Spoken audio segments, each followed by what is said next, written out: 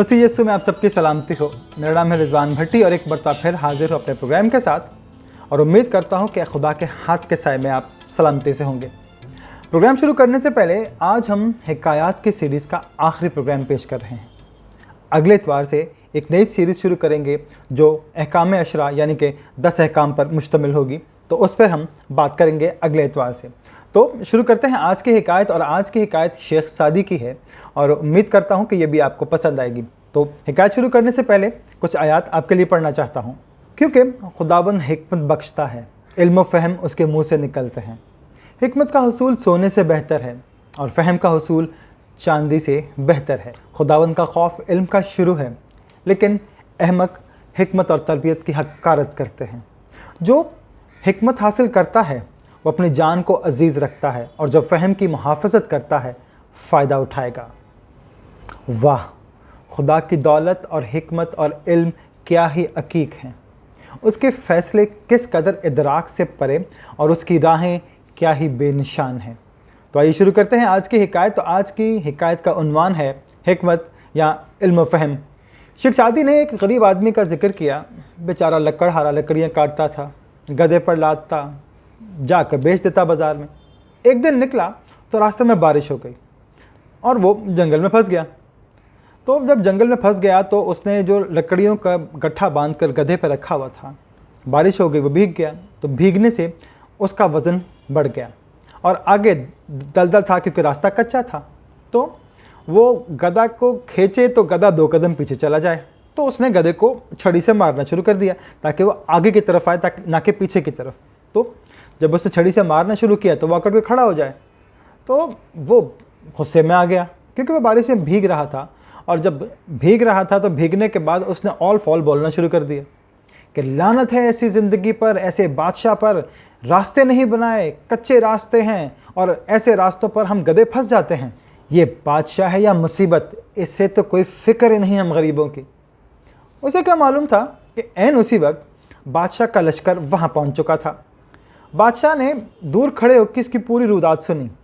उसके बाद अपने सिपाहियों से कहा कि जाओ, इसको और इसके गधे को इस दलदल से बाहर निकालो, और इसके ऊपर जो लकड़ियों का गट्ठा पड़ा हुआ है, इसको तुम काफ़ी सारे हो, थोड़ा थोड़ा ये बोझ अपने ऊपर उठा लो। तो बादशाह के वज़ीर ने कहा कि बादशाह सलामत, इसकी तो गर्दन उड़ा देनी चाहिए क्योंकि इसने आपकी शान में गुस्ताखी की है। तो बादशाह ने कहा नहीं, जो मैं कह रहा हूँ पहले ऐसा ही करो। फिर जब बादशाह ने देखा कि वो बारिश में भीगा हुआ है तो कहा कि इसको नए कपड़े दो। जब उसको नए कपड़े पहना दिए गए तो बादशाह ने कहा कि इसको ये इनाम व इकराम दो ताकि ये जाए, गरीब आदमी जो ये काम करता है ना करे बल्कि कुछ और कारोबार कर सकेगा। तो बादशाह ने इसको इनाम व इकराम दे के रवाना कर दिया। जब वो बुज़ुर्ग रवाना हुआ तो कुछ कदम आगे चलने के बाद उसको शेख सादी मिले। तो शेख सादी ने कहा, नामाकूल आदमी, तुम्हारी गर्दन तो आज गई थी, तुम्हें क्या ज़रूरत पड़ी थी कि बादशाह के सामने इतना ऑल फॉल बोलने की। बादशाह सलामत का मिजाज बहुत अच्छा था, इसलिए तुम्हारी गर्दन नहीं उड़ाएगी, वरना तुम तो आज गए थे। बादशाह भी पता नहीं किस मिजाज में था कि उसने तुम्हारी इतनी गुस्ताखी पर भी तुम्हें इनाम व इकराम देकर रवाना कर दिया। तो उस गरीब आदमी ने एक बात कही जो शेख सादी के दिल पे लगी। उन्होंने कहा कि बात यह है कि जो मैं बकवास कर रहा था वो मेरा ज़र्फ़ के मुताबिक था, लेकिन जो बादशाह ने एहसान किया वो उसके ज़र्फ़ के मुताबिक था। तो अगर बादशाह भी जो मैंने किया वही करता तो फिर बादशाह में और मुझ में क्या फ़र्क होता। बात तो ये बहुत खूबसूरत है, हर एक आदमी अपने ज़र्फ़ के मुताबिक बात करता है। जब यही बात मेरे मसीह खुदावंद ने पेश की तो कुछ इस अंदाज से पेश की कि मैंने तुम्हें बुलाया है, तुम जो मेरे पीछे मेरे साथ चलते हो, मेरे पीछे पीछे मेरे हम कदम बन के चलते हो, मैंने तुम्हारा ज़र्फ़ बदल दिया है। अब तुम्हारे अंदर एक तब्दीली आ गई है। अब तुम अपने दुश्मन को गालियाँ नहीं दोगे बल्कि उसे दुआ दोगे, क्योंकि जो दुश्मनी कर रहा है वो अपने ज़र्फ़ के मुताबिक कर रहा है। तुम्हें जो करना है अपने ज़र्फ़ के मुताबिक करना है। उसका ज़र्फ़ भरा हुआ है नफ़रतों से, उसका ज़र्फ़ बना हुआ है इंसान के खून लेने से, लेकिन तुम्हारा ज़र्फ़ बना है माफ़ करने से। तुम्हें माफ़ ही करना है। ये अपने अपने ज़र्फ़ की बात है। अगर तुम भी वही काम करना शुरू कर दोगे तो लकड़हारे में और बादशाह में क्या फ़र्क रह जाएगा। लकड़हारा अपनी जगह पर मजबूर है, उसे तो यही करना है, और बादशाह जो कि बादशाह है उसे सखावत का मुजाहरा करना है, उसे इनाम और कराम देता है। बिल्कुल उसी तरह मेरे मसीह ने कहा कि जो मेरे साथ बुराई करते हैं, ज़र्फ़ ये नहीं कि तुम उन्हें माफ़ करो, बल्कि एहसान ये है कि उनके लिए दुआ मांगो कि ए परवरदिगार, अपना साया इन पर सलामत रखें और अपनी बरकतें इन पर नाजिल करते रहें। ठीक है, ये हमारी मुखालफत करते हैं, लेकिन हैं तो हमारे ही बंदे, हमें ही इन पर रहम करना है। शायद ये हमें नहीं पहचान पा रहे। ये इनकलाब कैसे आ सकता है? ये बातें करने से तो नहीं आता, अपना ज़र्फ़ पहचानने से आता है। अगर ये मालूम हो जाए कि मैं भी वही काम करने लग जाऊं जो गडरिया करता है, फिर उस गडरिये में और मुझ में क्या फ़र्क रहेगा? फिर मैं बादशाह नहीं हूँ। हमें अब सोचना ये है कि हमें गडरिया बनना है, जो गालियाँ देते हैं, जो पिटाई लगाते हैं, या हम बादशाह की तरह हैं जो इनाम और इकराम देता है, दूसरों के लिए नेक काम करता है। बादशाह गालियाँ नहीं देता, बादशाह अपनी सखावत दिखाता है। वो शख्स जो कहीं फंस जाता है, वो बादशाह को बुरा भला भी कहता है, सब कुछ कहता है, क्योंकि उस वक्त वो मुसीबत में होता है और जो उसको समझ में आता है वो ऑल फॉल बोले जाता है। लेकिन हमें उस बादशाह की तरह बनना है जिसने उस गधे को बाहर निकलवाया, उसकी लकड़ियाँ उतार कर उसका बोझ कम किया।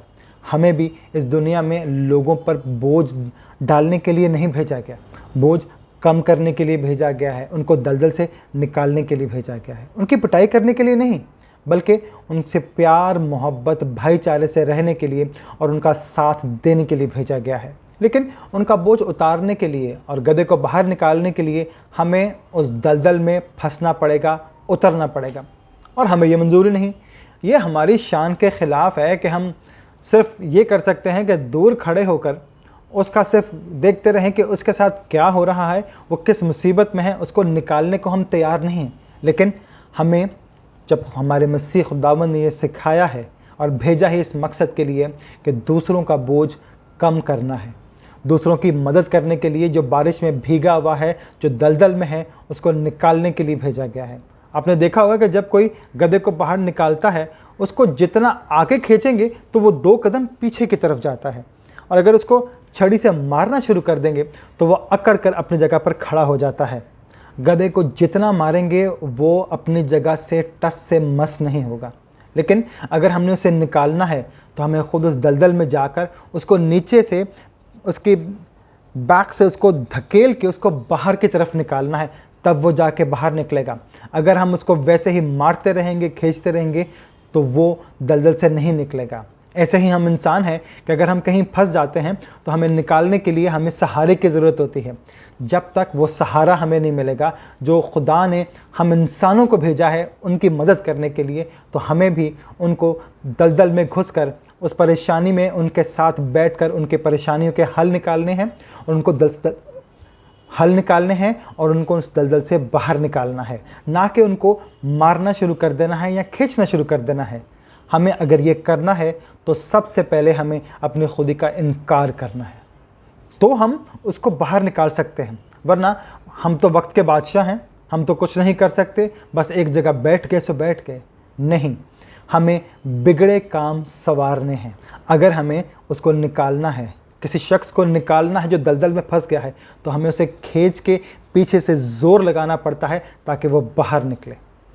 इस दुनिया में हमें लोगों पर बोझ डालने के लिए नहीं भेजा गया, बल्कि लोगों का बोझ कम करने के लिए भेजा गया है, ना कि उनको मारने के लिए, ना उनको दलदल में फंसाने के लिए, ना उन्हें किसी और तरह से मुसीबत में डालने के लिए।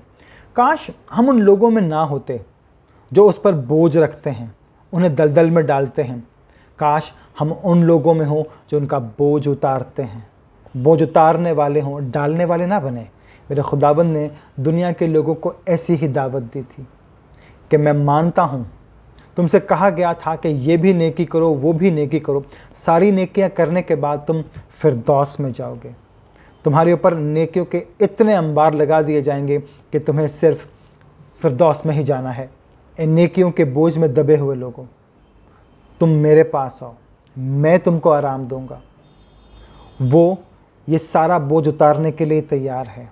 हम जो दलदल में फंसे हुए हैं, निकालने के लिए तैयार हैं। हमें भी यही कुछ करना है। हमें बोझ नहीं डालना, बल्कि बोझ उतारने वाले बनना है। और जब कभी हम किसी का बोझ उतारते हैं तो उसका बोझ सिर्फ उतारते नहीं बल्कि उसको उस दलदल से बाहर निकालना भी हमारा काम है। लेकिन हम ये करते नहीं हैं। जब तक हम ये नहीं करेंगे हम कुछ नहीं कर सकते। हम सारे ऐसे ही बोझ में फंसे हुए हैं। अगर हम ये समझ लें कि वो गधा इंसानियत है जो कि गैर इंसानी सलूक की दलदल में फंस गया है, सब उसको मारते हैं, कूटते हैं, गालियाँ देते हैं, लेकिन निकालता कोई नहीं है, तो आइए हम ये फैसला करें कि हमें कमर कस लेनी है, उस दलदल में खुद उतरेंगे और उस इंसानियत में दलदल में फंसे हुए हर एक को बाहर निकालेंगे। हमें उसके लिए ख़ुद को उससे छोटा ही क्यों ना बनाना पड़े, लेकिन इंसानियत की खातिर हम ये सब करेंगे, क्योंकि अगर इंसानियत में फंसा हुआ ना निकला तो ये सारी इंसानियत तबाह बर्बाद हो जाएगी। खुदा हमें इस तबाही से महफूज रखे। आमीन।